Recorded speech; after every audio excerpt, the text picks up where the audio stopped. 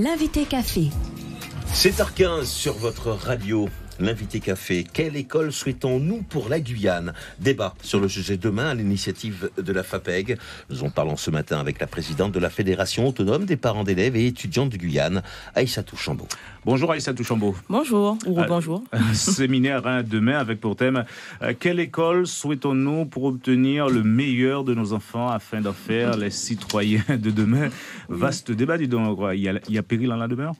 Mais bien sûr, enfin péril en la demeure. Non, nous n'allons pas être aussi alarmistes, mais on entend dire par-ci, par-là, en tout cas à tout va, que l'école en Guyane n'est pas adaptée aux enfants du territoire. Donc c'est bien le moment de se poser la question. Alors sur le sujet, il y a déjà eu de nombreuses réflexions pour finalement apparemment très peu de résultats. Vous pensez aujourd'hui faire bouger la ligne, faire bouger la chose?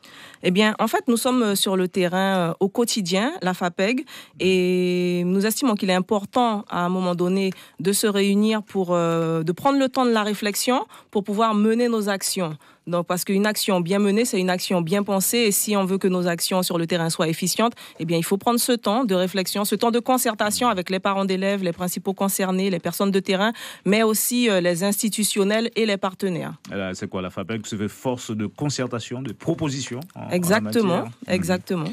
Alors, quand vous parlez d'école, il s'agit juste du secteur primaire ou l'ensemble de l'institution éducative? Alors, par école, avec un grand E, on entend système éducatif, on entend l'éducation, en fait. Vraiment le système éducatif au sens large du terme. L'école aujourd'hui ne remplit pas sa mission, pensez?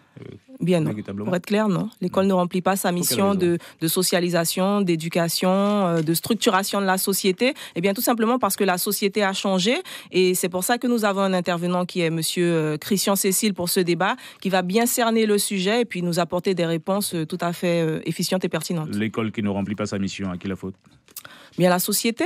La société a changé puisque, comme vous le savez, la FAPEG, nous sommes sur la ligne directrice de la coéducation. La coéducation, c'est le fait que chacun apporte sa pierre à l'édifice pour construire l'enfant, pour l'aider à cheminer, pour en faire un citoyen de demain. Et bien, il y a une déperdition de cette vision de la société. Nicolas Pietrus. Madame la présidente de la FAPEG, que faut-il faire? Changer, par exemple, les cours, revenir, par exemple, ce que le ministre propose, les cours d'instruction civique, par exemple, ça peut suffire? Alors, monsieur Pietrus, je vois que vous voulez déjà faire le débat aujourd'hui. C'est justement la question qui... Eh bien non, c'est pas... Nous n'avons déjà pas le temps. Et le débat sera mis en question demain. Donc, justement, et on tâchera... Nous n'avons pas des réponses déjà toutes faites. C'est pour ça qu'on prend ce temps de concertation avec l'ensemble des personnes concernées. Et les parents sont invités? Mais bien sûr, c'est essentiellement ouvert aux parents, mais c'est un débat, c'est un séminaire tout public. L'ensemble des partenaires de l'école, de l'éducation sont concernés, enseignants, les associations d'éducation populaire, tout le monde est concerné. Aïssatou Chambaud, en quoi l'école doit coller aux réalités d'aujourd'hui? Alors, c'est juste, je vois que vous tenez absolument à faire le débat aujourd'hui. Eh bien, par exemple, il y a la croissance démographique, le manque d'établissements scolaires.